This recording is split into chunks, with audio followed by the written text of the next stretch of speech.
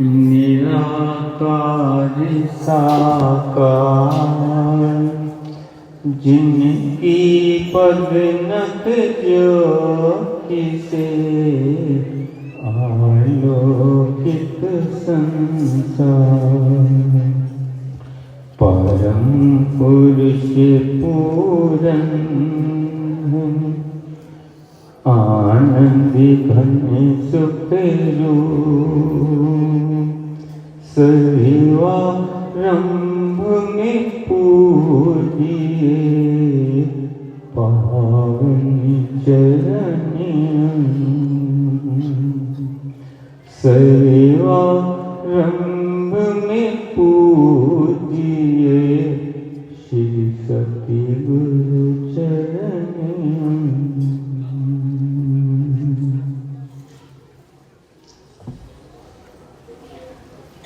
सम्मुख सुशोभित श्री परमहंसों की दिव्य झांकी को मन मंदिर में बसाते हुए प्रेम सहित मिलकर बोलो जयकारा बोल मेरे श्री गुरु महाराज की। आज 12 फरवरी सन 2025 फागुन संक्रांति के शुभ पर्व के अवसर पर श्री परमहंस अमृत कथा दिव्य समागम के उपलक्ष्य में श्री 108 श्री हजूर सद्गुरु दाता दयाल जी की ओर से आप सब गुरुमुखों को प्रेम भरी शुभ आशीर्वाद। बोल मेरे श्री गुरु महाराज की जय। जिस समय श्री अनंतपुर धाम से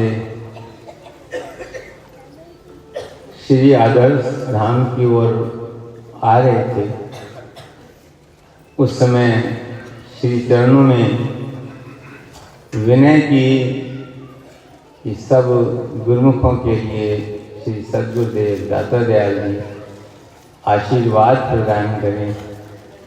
तो श्री गुरु महाराज जी ने अपने वचनों में फरमाया कि हम आशीर्वाद तो देते ही हैं और हम खुद भी साथ हैं।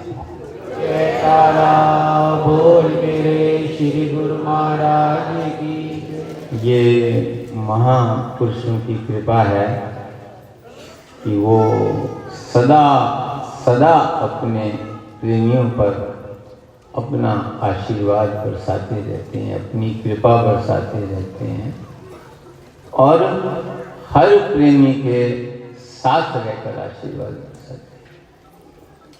हम भले ही इसका एहसास करें न करें, लेकिन समय समय पर वो हमें इस बात का एहसास दिलाते रहते हैं कि हम सदैव तुम्हारे साथ हैं। यही महापुरुषों की कृपा है कि वो हर समय अपने सेवक के साथ रहते हैं। श्री गुरु महाराज जी के चरणों में जब कोई विनय करता है कि श्री गुरु महाराज जी हमारे अंग संग रहना, तो श्री गुरु महाराज जी यही फरमाते हैं कि हम तो सदा तुम्हारे अंग संग हैं, बस जब तुम हमें दिल से याद करोगे तो ऐसे पाओगे जैसे इस समय तुम्हारे सामने साक्षात विराजमान। बोलो जयकारा बोल मेरे श्री गुरु महाराज की जय। वाणी में वर्णन आया है, फल्गुन आनंद उपार्जना हरि सज्जन प्रगटे आए, संत सहाई राम के कर कृपा दिया मिला। ये वर्णन कर रहे हैं कि तब इंसान के जीवन के अंदर आनंद बरसता है, तब जीवन परम आनंद से परिपूर्ण होता है जब उसके हृदय के अंदर विराजमान परम पिता परमेश्वर प्रकट हो जाए। लेकिन वो कैसे प्रकट होते हैं? वर्णन करते हैं, संत सहाई राम थे कर कृपा दिया। जब सत्पुरुष जीव पर प्रसन्न होते हैं तब उनकी ये कृपा है, ये दयालुता है कि वो हमारे हृदय के अंदर अपना परमात्म सुख प्रकट कर देते हैं। जीव के हृदय के अंदर, हर एक जीव के अंदर उसी परम पिता परमात्मा का निवास है। लेकिन जीव बाहर ढूंढता है, हर तरफ जाता है, हर कार्य में उसको जो है ढूंढता है। लेकिन संत कहते हैं हमें अंतर से जोड़ते हैं। ये जो हमें महापुरुष कृपा करते हैं, जो सिमरन के लिए हर समय प्रेरणा देते रहते हैं, और उन्होंने ये सत्संग के केंद्र बनाए हैं जहाँ निरंतर हमें सच्चे नाम के सिमरन की प्रेरणा मिलती है। तो ये सब हमें अंतर से जोड़ने के लिए है। इसीलिए ही हमारे पूज्य आदरणीय आध्यात्मिक माँ ये समागम बनाया। आदर्श धाम की रचना श्री सद्गुरुदेव दादा दयाल जी की पवित्र मौज से उनके वचनानुसार हुई।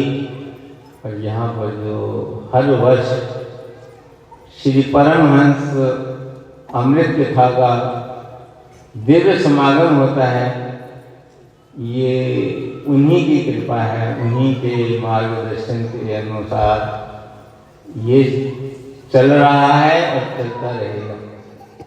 तो किस लिए कि जो गुरुमुख हैं, जो भाग्यशाली जीव हैं, वो सदा अंतर मन से सतगुरु के चरण कमलों से जुड़े हैं। उनके हृदय में सतगुरु का पाद ब्रह्म परमेश्वर रूप प्रकट हो जाए। अभी आपने सत्संग में भी श्री रामायण का ये दोहा श्रवण किया कि धन्य धन्य में धन्य अति यद्यपि सब विधिहीन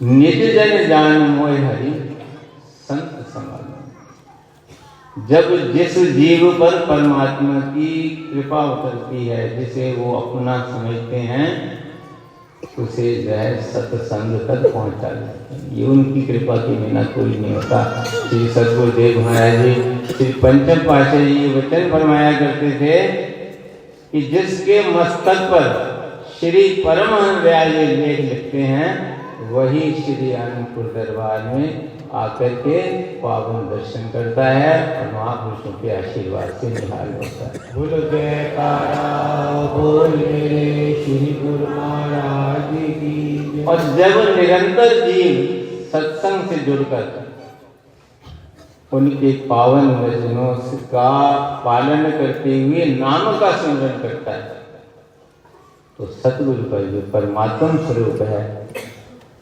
क्योंकि सतगुरु तो उसी पार ब्रह्म परमेश्वर का अवतार होते हैं। वाणी में भी लिखा है, गुरु की महिमा कथन न जाई, पार ब्रह्म गुरु रहा समय। ये सतगुरु की महामहिमा है कि उनके अंतर पूर्ण पार ब्रह्म परमेश्वर विराजमान होते हैं। लेकिन कब जो है जीव के अंतर प्रकट होते हैं, कब उसे ये ज्ञान होता है, कब उसकी आंखें खुलती हैं? जब उनकी कृपा होती है। कर कृपा करेंगे।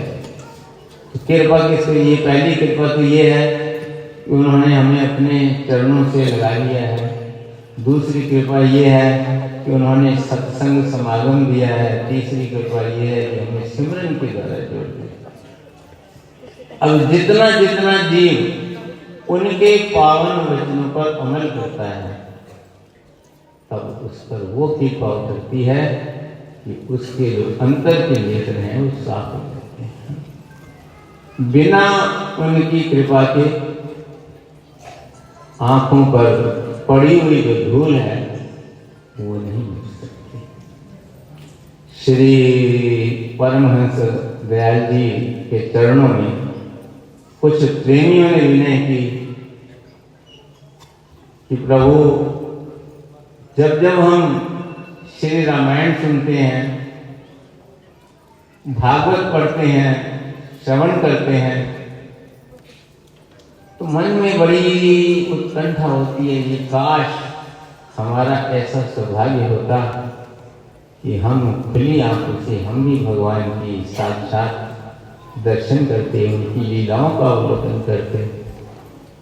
तो श्री परमहंस दयाल ने बड़े ही सुंदर वचनों में फरमाया कि बस भरत, हनुमान और अर्जुन जैसी आंख चाहिए भगवान श्री कृष्ण और भगवान श्री राम तो अभी तुम्हारे सामने साक्षात हो रहे। श्री गुरु महाराज की। अभी पिछले वर्ष श्री सद्गुरुदेव दादा दयाल जी के साथ स्वरूप धाम जाना हुआ। स्वरूप धाम आप लोगों ने नाम सुना होगा, ये डिस्ट्रिक्ट गोंडा में और उसके पास ही पथरी ताल जगह है जहाँ पर श्री द्वितीय पातशाही जी महाराज ने एक गुफा बना करके उसमें खुद भी तप किया और संत जनों को भक्ति, नाम और योग की साधना करे। तो वो स्थान काफी समय से ऐसे ही पड़ा हुआ था। जब श्री हजूर सद्गुरुदेव महाराज जी ने वहाँ कृपा की तो वहाँ मौज उठी। गोंडा का प्रोग्राम था तो मौज उठी कि पथरी ताल भी चलते हैं। तो जब हम लखनऊ की तरफ आ रहे थे तो रास्ते में है पथरी ताल पे, वहाँ गए तो उस जगह पहुँचे जहाँ पर वो गुफा बनी हुई है। महापुरुष कितना कष्ट उठा करके, उन्हें तो किसी तप की जरूरत नहीं होती, वो तो पार ब्रह्म परमेश्वर का अवतार होते हैं, लेकिन जीव के कल्याण के लिए हर कार्य करते हैं। जैसे गीता में भगवान ने वर्णन किया है कि इस त्रिलोक्य के अंदर कोई भी ऐसा कर्तव्य नहीं है जो मेरे लिए है, लेकिन फिर भी संसार के कल्याण के लिए मैं हर कर्तव्य का पालन करता हूँ। एक मनुष्य का जो कर्तव्य होता है उस एक कर्तव्य का पालन करता हूँ ताकि मुझे पीछे चलने वाले लोग जो है ये समझें कि भगवान ने भी उस रास्ते को अपनाया तो हमें भी अपनाना है, इसलिए वो तप करते हैं। जब हम उस गुफा में उतरे, श्री गुरु महाराज जी आगे आगे श्री गुरु महाराज जी उतर रहे थे, तो वो उसकी जो सीढ़ियाँ थी उस समय, अब तो उसको बहुत सुंदर ढंग से बना दिया गया है। तो एक 1.5 फुट गहरी, मतलब एक सीढ़ी का जो स्टेप था वो 1 फुट 1.25 फुट। किस तरह उस समय श्री गुरु महाराज जी उतरते होंगे, वो ज्यों की त्यों बनी हुई थी। नीचे कच्चा फर्श था और वहाँ विराजमान होकर एक छोटा सा पत्थर लगा हुआ था और कोई चीज़ वहाँ नहीं थी। तो कैसे महापुरुषों ने वहाँ बैठ करके भजन किया और लोगों से भजन करवाया, तो देख करके बड़ी आश्चर्य होता था। तो श्री हरिओम गुरु महाराज ने जब वो जगह देखी तो श्री गुरु महाराज ने फरमाया अब इस जगह का जो है समय आ गया है, इसको बहुत सुंदर रूप दे करके बनाया जाए ताकि जो है लोग यहाँ आकर के लाभ। उस समय फिर उसके बाद उसका निर्माण कार्य होना शुरू हो गया और श्री गुरु महाराज समय समय पर वहाँ जाकर के देखते रहे। अब तो वो बिल्कुल तैयार है जगह। श्री गुरु महाराज की मौज से बहुत बड़ा उसके ऊपर हॉल बनाया ताकि जितनी चाहे संगत आकर के लाभ उठाए। अब बस वो मुहूर्त की इंतजार में है। अभी पिछले साल श्री गुरु महाराज ने वहाँ कृपा की तो जो हमारी फ्लाइट थी वो अयोध्या में उतरी तो कुछ प्रेमियों ने विनती की, श्री गुरु महाराज जी यहाँ रास्ते में श्री राम मंदिर बना हुआ है, मौज हो तो वहाँ 5 मिनट गुरु महाराज जी होते हुए चले। श्री गुरु महाराज ने फरमाया चलो वहाँ भी होकर के चलते हैं। जब हम वहाँ पहुँचे तो श्री गुरु महाराज जी और दास जो है हाथ उनको आगे जो गर्भगृह बना हुआ है, पहले तो उन्होंने दूर से कराए, गुरु महाराज हमें दूर से नहीं, वहाँ नजदीक जाकर तो गर्भगृह की चौखट कर गए। उस समय जब मैंने देखा ऐसा लग रहा था कि कभी तो भगवान श्री राम खड़े हैं आशीर्वाद दे रहे हैं और कभी श्री परम दयाल जी खड़े होकर के आशीर्वाद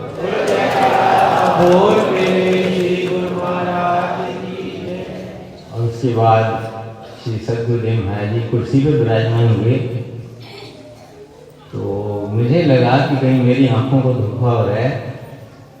तो श्री गुरु महाराज उनसे और भी सेवक साथ थे तो बातचीत चल रही थी तो मैं बीच में से निकला तो मैं फिर वहीं पर गर्भ के सामने जा। तो अब क्या देखा कि वहां पर बाल स्वरूप में श्री परमहंस दाता दयाल श्री पंचम पाठी श्री गुरु महाराज खड़े होकर के सबको आए।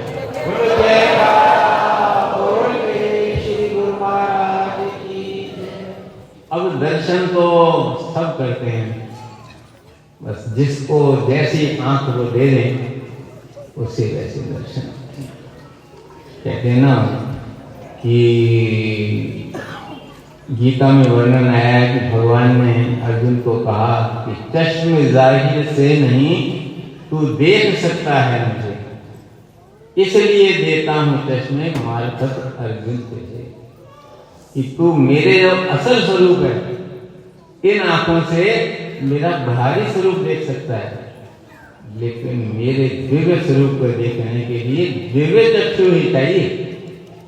तब भगवान ने उसे दिव्य चक्षु दिए और अर्जुन को जो है उनके विराट स्वरूप के दर्शन हुए। ऐसे जिसको वो आंख करते हैं, जिस पर वो कृपा करते हैं। श्री सद्गुरुदेव महाराज जी ने शुरू में जब दुबई में कृपा की तो वैसे तो वहाँ इतने अच्छे प्रबंध हैं, कभी लाइट जाती नहीं है, लेकिन किसी को पर कृपा होनी होगी तो वहाँ पर जब रात्रि के टाइम दर्शन खुले हुए थे तो अचानक लाइट चली गई तो वहाँ पर जो है उस समय कम से कम 500-600 लोग बैठे हुए थे। उन्हीं के बीच में एक भक्त बैठा हुआ था।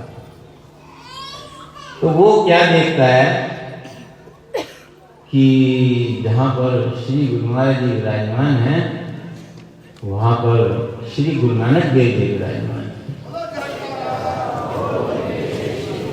फिर आंख बंद करता है, फिर खोलता है, कभी राम रूप में दर्शन दे रहे हैं, कभी श्री कृष्ण के रूप में दे रहे हैं, कभी महावीर के रूप में देख रहे हैं, कभी बुद्ध के रूप में दे रहे हैं। उसके बाद फिर एकदम से लाइट। अब वहां पर तो कितने 500-600 लोग बैठे थे, केवल एक को उन्होंने दर्शन दिए। तो ये उनकी कृपा की ही बात है। ऐसे एक बार श्री गुरु नानक देव जी महाराज विराजमान थे, दर्शन खुले हुए थे, प्रेमी संगत कीर्तन कर रहे थे। तो श्री गुरु नानक देव जी अपने नेत्र खोलकर सब पर अपनी कृपा दृष्टि बरसा रहे थे। जैसे हम श्री अनंतपुर धाम में देखते हैं श्री सद्गुरुदेव महाराज जी एक एक प्रेमी पर दृष्टि बरसाते हुए अपना आशीर्वाद बरसाते, एक एक को निहाल करते हैं। तो ऐसे ही उनकी कृपामयी दृष्टि हो रही थी, संगत आनंद से झूम रही थी। अचानक उनके नेत्र बंद हो गए। ये महापुरुषों की लीला है, उनकी अगम लीला को वही जानते हैं कि किस प्रकार क्या जीव का कल्याण करते, तो सब जीव के कल्याण के लिए। नेत्र उनके बंद हो गए। नेत्र जब बंद हो गए तो संगत ने भी कीर्तन करना बंद कर दिया। उन्होंने समझा कि शायद आराम में है तो आंखें खोल के दर्शन करती है। थोड़ी देर के बाद उन्होंने नेत्र खोलते हुए वाह वाह वाह ऐसे करते हुए नेत्र खोले। जब उन्होंने वाह वाह की तो संगत ने बोली वाह वाह वाह। श्री गुरु नानक देव जी मुस्कुराए तो उन्होंने संगत से पूछा कि हमने तो उस परमात्मा का जलवा देखा था, जलवा देखा नूर का मुख से निकली वाह। उन्होंने संगत को कहा कि जलवा देखा नूर का मुख से निकली वाह, हमने देखा नूर को, तुमने देखा क्या? कि हम तो उस परमात्मा के नूर को देख करके वाह वाह कर रहे थे, आनंदित हो रहे थे, तुम क्यों वाह वाह कर रहे हो? उन्होंने संगत ने विनती क्या की? संगत ने विनती की जलवा देखा नूर का सतगुरु की वाह, हमने देखा आपको हो गई वाह। बोलो जयकारा बोल मेरे श्री गुरु महाराज की जय। उन्होंने विनय की कि प्रभु आपने परमात्मा के नूर को देखा है और उसी परमात्मा को हमने साक्षात आपके स्वरूप में देखा है। ऐसी श्री सतगुरु दाता दयाल महाप्रभु श्री पंचम पातशाही जी महाराज टोरंटो में एक प्रेमी के घर कृपा कर रहे थे। तो जब उस कॉलोनी में पहुंचे तो एक राउंड बोर्ड से पहले श्री गुरु माई ने कार फरमाया एक साइड पे खड़ी कर दो। तो कार साइड पे रुकी, पता नहीं क्या मौज आई, श्री गुरु महाराज जी ने अपनी जो भूषणी है वो उतार करके पहले लंबी की और फिर अपने कर कमलों से पगड़ी बांधी। बिल्कुल आंखों देखी बात है। वो जब जब भी ध्यान आता है वो चलचित्र की भांति जो है सामने दृश्य आ जाता है। तो श्री गुरु महाराज जी ने पगड़ी बांधी। उसके बाद अगली थोड़ी दूर पर उसका घर था। उसके घर पर जब उतरे तो भक्त ने जब दर्शन किए उसकी आंखों से नीर बहने लगे। श्री गुरु महाराज जी को उसने हाथ पहनाया और श्री गुरु महाराज ने घर में कृपा की। गुरु महाराज ने हम तो तुझे दर्शन देने आए हैं, तू रो क्यों रहा? तब उसने हाथ जोड़कर विनती की, श्री गुरु महाराज जी बचपन से मैं श्री गुरु नानक देव जी के परमात्म स्वरूप को मानता हूँ और उनकी पूजा करता हूँ, हृदय से आराधना करता हूँ, उनकी वाणी का पाठ करता हूँ और हर वक्त मेरे अंदर से आवाज आती है, कर कृपा दरस अपना दरस दीजे जस गावहूं दिन रैन अरुभ। कि हे प्रभु ऐसी मुझे कृपा करो कि मुझे अपना दर्शन दो और मैं आपकी महिमा दिन रात गाता रहूं। वो प्रार्थना हुई, आज स्वीकार हुई है कि मुझे आपके स्वरूप में साक्षात गुरु नानक देव जी के दर्शन हुए।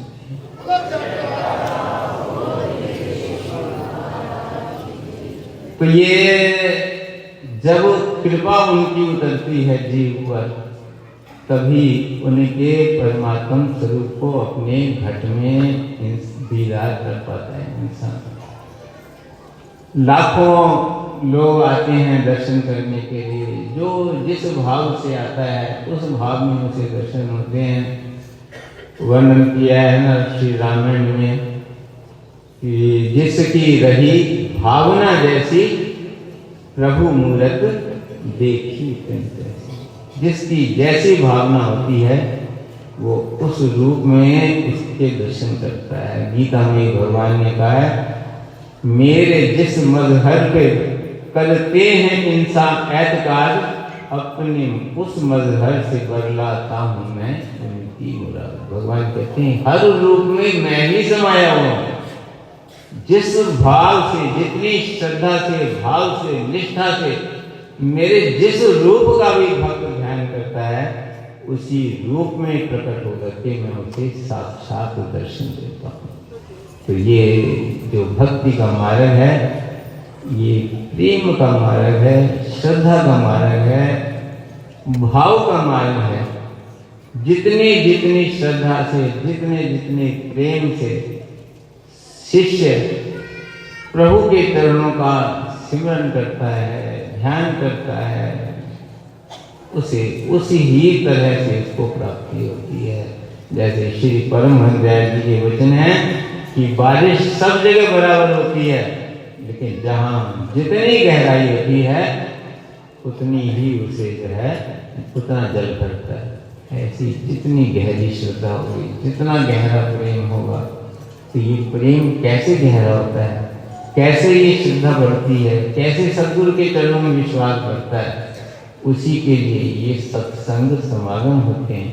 ये जो श्री परमहंस अमृत कथा दिव्य समागम हमारे पूज्य भाई जी ने आरंभ किया, वो इसीलिए किया कि इतने समय गुरुमुख जब उस ध्यान में बैठेंगे तो उनके हृदय के अंदर प्रेम उमड़ेगा।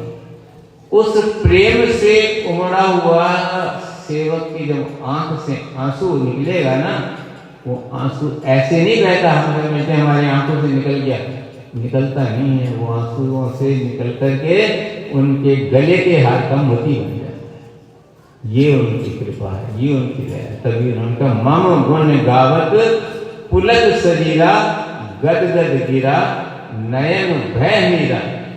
जब वो पूर्णता से, पूर्ण हृदय से, रोम रोम से शिष्य मेरे गुण गाता है, मेरी महिमा का श्रवण करता है, तब जो है अस सज्जन मम उर्वस कैसे लोभी हृदय वसत धन जैसे। वो ऐसे जो भक्त हैं वो मेरे हृदय में ऐसे बसते हैं जैसे लोभी के हृदय के अंदर धन बसता है। हर वक्त जैसे लोभी का जो ध्यान है धन की तरफ रहता है, उसे एक एक पैसे का पता है, कहाँ कहाँ रखा है, किस किस को दिया है, किस बैंक में कितना जमा करके रखा हुआ है, पूरा उसे कापियां नहीं खोलनी पड़ती, उसको हर दिल में जमा होता है। ऐसे ही भगवान कहते हैं ऐसा भक्त जो पूर्ण निष्ठा, संपूर्ण भाव को, संपूर्ण समर्पण से मुझे याद करता है, रोम रोम से, जिसके आंखों से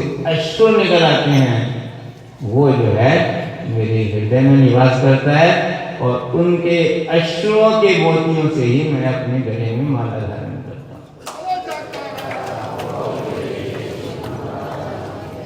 तो ये हमारा सौभाग्य है, ये हमारे लिए, हमारे पूज्य आध्यात्मिक माँ का बहुत बड़ा उपहार है। उपहार कहिए, वरदान कहिए, कृपा कहिए, आशीर्वाद कहिए, जो उन्होंने हमारे लिए जगह जगह पर सत्संग के समागम बिताए हैं। श्री परमहंस दयाल जी की कृपा बरस रही है, शुरू से ही उन पर जो है महापुरुषों की कृपा रही है। उन्होंने हर समय एक ही भाव को सम्मुख रखा कि हर वक्त हमारा एक एक श्वास और एक एक पल सतगुरु के अर्पण हो, सतगुरु के हुक्म के अर्पण हो। और हम सबको भी उन्होंने यही सिखाया कि आज्ञा में रहकर के चलना है। जीवन अगर आज्ञा में रहकर के चलता है तभी शिष्य जो है सतगुरु की प्रसन्नता के पात्र बनता है। जैसे श्री रामायण वर्णन है, एक पिता के विपुल कुमारा होय विविध गुण शील आचारा। कोई पंडित, कोई तापस जाता, कोई धनवंत सूर, कोई दाता, कोई जितने भी एक पिता के अनेकों पुत्र होते हैं और हर एक के अंदर जो अलग अलग गुण होते हैं, कोई धनवान होता है, कोई पंडित होता है, कोई ज्ञानी होता है, कोई शूरवीर होता है, कोई दानवान होता है। वो कहते हैं कि सब ही उस पर जो है पिता की सब पर जो है बराबर प्रीत होती है।